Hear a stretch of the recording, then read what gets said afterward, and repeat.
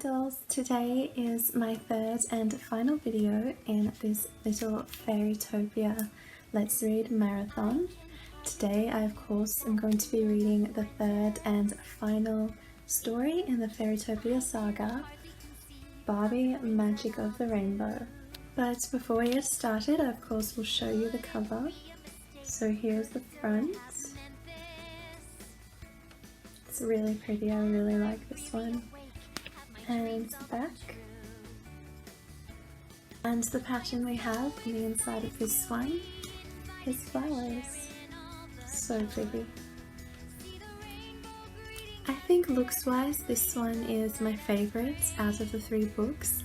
I really love the colours on the front and how they blend together and the sparkles, and it's just really pretty. I really like it, and the flowers inside too.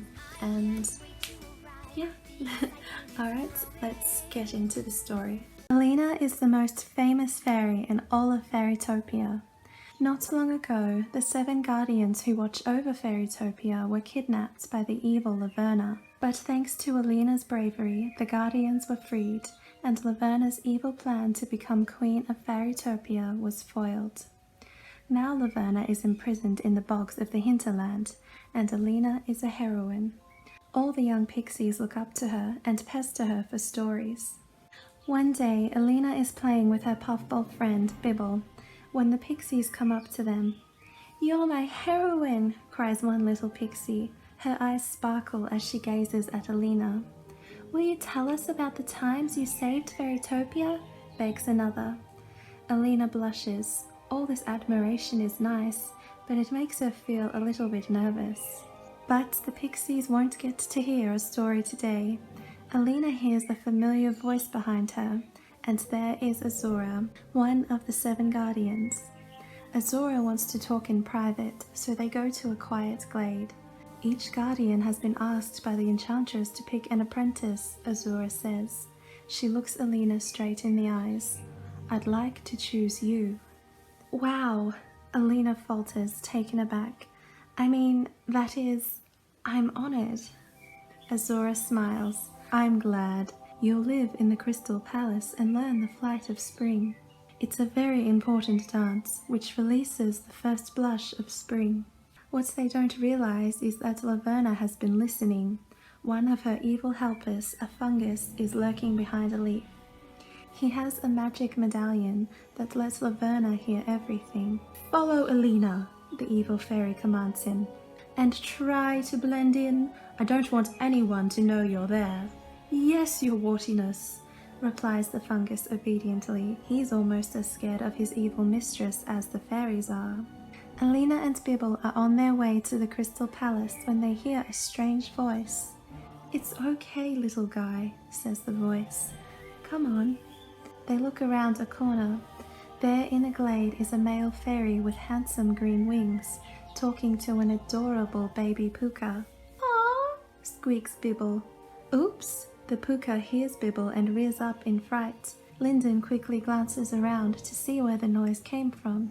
Poor Elina is embarrassed, but fortunately Linden doesn't mind the interruption. It turns out he is an apprentice too, so he's glad to meet her. The puka calms down and whinnies at Elina. Linden smiles and pats it on the head. "I'm an Oread, so I can speak animal language," Linden explains. "His name is Tumby and he likes you." Elina likes Tumby too, but she's worried about arriving late at the Crystal Palace. "I have to get to the dorms," she apologizes to Linden. "I have to meet everyone." "We can go together," Linden offers. But Elina shakes her head. "I want to do it by myself," she says. "I have to learn to be strong." The dorms turn out to be amazing. Each one is a living flower that glows with magical light. "Hi," says Elina, peering nervously through the petals of the first flower. "I'm Elina." Inside the room is an elegant blue fairy and a small pink pixie. The pixie stares rudely at Elina.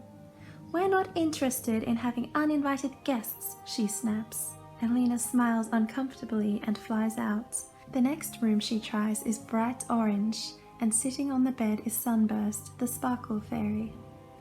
"Oh, you must be Elina," she says. Yes, I am, cries Elina, relieved to find someone friendly. Bummer, says Sunburst, wrinkling up her nose. I was hoping you wouldn't show.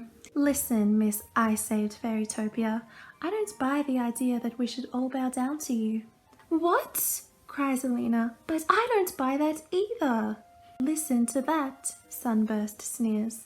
Here I am just sitting here in my room and you barge in yelling? I think you should go now. Sadly, Elina starts to leave the dorms. But on her way out, Glee, the nature fairy, invites Elina to her room. What a relief for Elina to meet someone friendly. Lessons start the next day. The first class is magic, and Sunburst immediately starts showing off how clever she is. She stretches out her hand and fire sparks from her necklace. When Elina's turn comes, she makes a waterfall flow from her necklace. Everyone is impressed, except Sunburst. When sparkle fairies touch water, we lose our powers, she cries. Cut it out. I don't know how, Elina stammers. I don't believe you, Sunburst snarls. The teacher has to make the waterfall vanish. Now Sunburst thinks Elina deliberately attacked her. The next lesson is Flance, a special combination of flight and dance that the fairies perform during the flight of spring.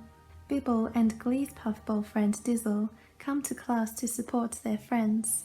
But Elina is very nervous when she has to flance in front of everyone. The teacher stares at her in silence. Was it that horrible? She asks. Elina, smiles her teacher. That was incredible. Show off, hisses Fabian, a male fairy with purple wings. Elina tries not to take any notice of the nasty comment. Fabian might be handsome, but he dances like a fungus. That evening, Elina goes for a walk with Lyndon. He's a good friend and listens to her sympathetically. Sunburst hated me from the minute we met, she sighs. It seems like everything I do only makes it worse. I don't think the others like me either. Are you kidding? Lyndon protests. You're probably the most talented apprentice here. But if you're worried, talk to Azora about it. No, Elina shakes her head. That would make me seem weak. Suddenly, a toad hops onto Lyndon's foot. The poor thing, Elina says. It's limping. She says she's from the bogs of the hinterlands. Lyndon translates the toad's croaks. She's been exiled by a wicked fairy. Laverna, gasps Elina. The toad tells Lyndon that the curse can only be broken by fairy undoing magic. Elina does the spell and the toad changes shape, but she doesn't turn into an ordinary fairy. Elina has been tricked into releasing Laverna. Hello again, my dear, she sneers. You've just signed the death warrant for Fairytopia. As Elina and Lyndon stare in horror, Laverna takes off into the sky. Elina and Lyndon rush back to tell the Guardians, who are very worried. They increase security at the Crystal Palace. In the apprentices' common room, the other fairies are very angry with Elina for releasing Laverna. All except Sunburst, who gives Elina a hug. I'm sorry, says Sunburst. I'm sure you didn't mean for this to happen. Then the Sparkle Fairy flies off to her room, leaving Elina and Lyndon very surprised. I guess disaster brings out the best in her, exclaims Lyndon. Things get even worse when Elina receives a note telling her to meet Laverna alone in the forest for a showdown. When she goes to the woods, nobody is there. But when she comes back to the palace, she finds Azura unconscious. Elina is horrified. She was supposed to be on patrol, and the note was a fake to draw her away. While she was gone, Laverna fought off Sunburst and poisoned all the Guardians. But it's not Elina's fault, says Sunburst. Laverna's just so powerful. Probably the most powerful fairy ever. Elina wonders why Sunburst is being so nice, and why does she sound like she admires Laverna? With all the Guardians unconscious, the apprentices must perform the Flight of Spring. For 2 days they practice their hardest, and finally the moment arrives. Everyone gathers in the courtyard of the Crystal Palace. The enchantress, seated on her throne, raises her hands, and the apprentices cast their first spell. Beautiful coloured walls of water shoot up from the waterways in the courtyard, forming the rainbow dome. The magic has begun. The apprentices chant their spell. Inside the safety of the dome, a fragile flower begins to bloom, the first blush of spring. Elina is nervous but determined. If the apprentices don't perform the Flight of Spring, Fairytopia will be doomed. "Isn't it exciting?" says Sunburst to Elina. "Very," Elina agrees. "I wonder if we can do it." "Of course we can," Sunburst grins. "You wouldn't let something like a limping toad get in your way, right?" "How did you know the toad limped?" she asks slowly. "I never told anyone that." She looks hard into Sunburst's eyes and suddenly realizes the truth. This is no sparkle fairy, it's Laverna. Elina flies out of the rainbow dome, ignoring the shouts of the other fairies. They must continue the floods without her. She has to find the real Sunburst. But how? Fairytopia is a huge place. Elina hovers over the fields, bewildered. "I must think where Sunburst could be," she scolds herself. Then she has an idea.